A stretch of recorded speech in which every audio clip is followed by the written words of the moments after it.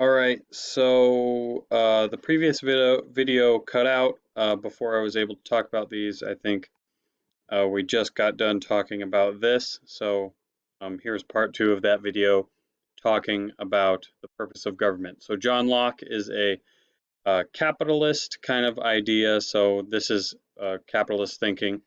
Government being for the preservation of every man's right and property by preserving him from violence or injury of others is for the good of the governed. So the people, being the governed, need to have their rights protected and they need to have rights. So John Locke is saying the government is there so that the man can have their rights protected and their property protected. So that's a very capitalist idea. The man, the regular man, has freedom to have rights and also to own property, and the government is there to protect those rights. Um, Jean-Jacques Rousseau says, what then is the government?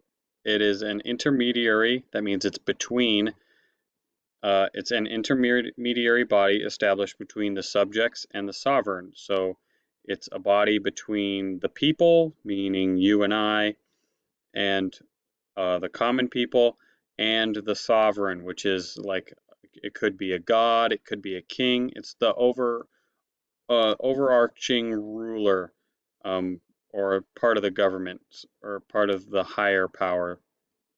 So the government is between them, the subjects and the sovereign, for their mutual communication. It's there to communicate between those two things. It is a body charged with the execution of the laws and the maintenance of freedom, both civil and political. So I think this is actually kind of this is a socialist view. Um, the government is kind of a body that executes the laws of those freedoms, both civil and political. Um, so yeah. And then John Stuart Mill, this is kind of a combination of both. The first element of a good government, therefore, being the virtue and intelligence of the human beings composing the community, the most important point of excellence which any form of government can possess is to promote the virtue and intelligence of the people themselves. Remember that. The first element of a good government is a good, virtuous, and intelligent human population. So the people who vote and the people that are common and make up the group, if they are good and smart and moral, have good morals, then the government is also good. So, um,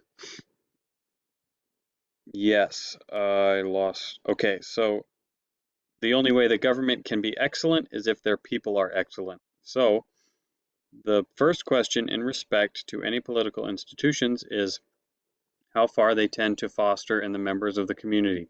So, does the government want to invest in the good lives of their people? If they do, then the government will also be good. The various desirable qualities, moral and intellectual, the government which does this the best has every likelihood of being the best in all other respects, since it is on these qualities, so far as they exist in the people, that all possibility of goodness in the practical operations of the government depends.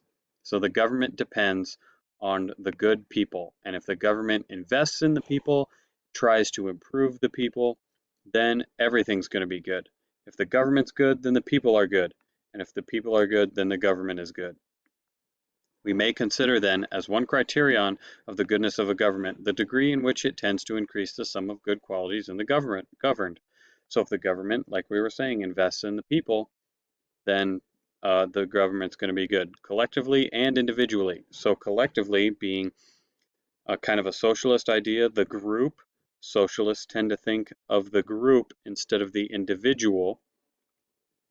So uh, the group is good and the individual is good. So if the individual is good, then the group will be good.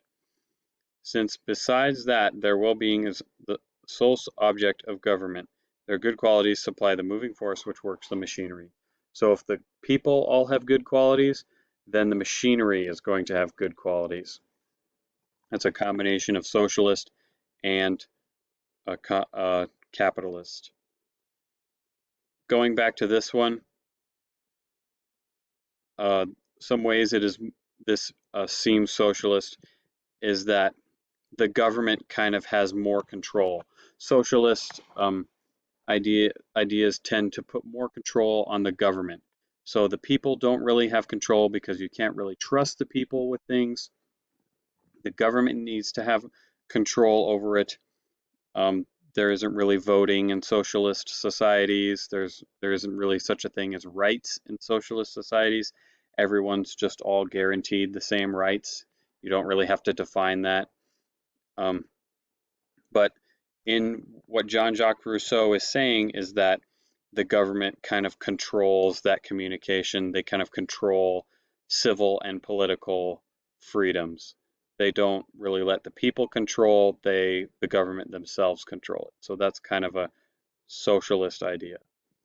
All right, so that's kind of what I wanted to say about those. If you have any questions on any of these and need it clarified more, email me at that email address and I will try my best to get back to you and explain it. So, yep, there you go. I hope it all works out and I'll see the TSA people on Wednesday.